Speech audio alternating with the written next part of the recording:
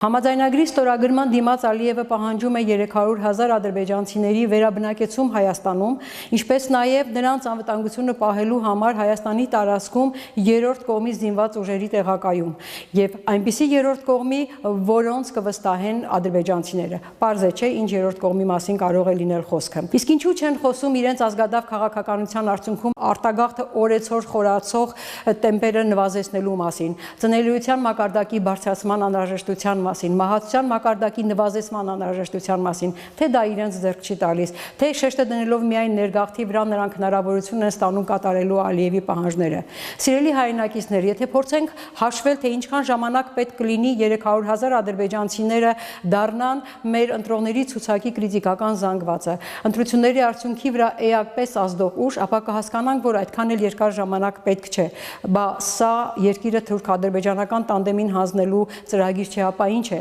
նրանք առաջարկում են ադրբեջանցիների ներգաղթ, հայերի արտագաղթ բանաձևը։ Սիրելի հայրենակիցներ, սա խաղաղության համաձայնագիր չէ, սա ցեղասպանություն իրականացրած ազգի ներկայացուցիչներով Հայաստանը բնակեցնելու արդյունքում երկիրը թուրք-ադրբեջանական տանդեմին հանձնելու մասին է։ Եվ մենք ուրիշ տարբերակ չունենք, քան միավորվելով պայքարել թե արտաքին, թե ներքին թշնամու դեմ, պայքարել եւ հաղթել։ Մայիս 28-ը վկա։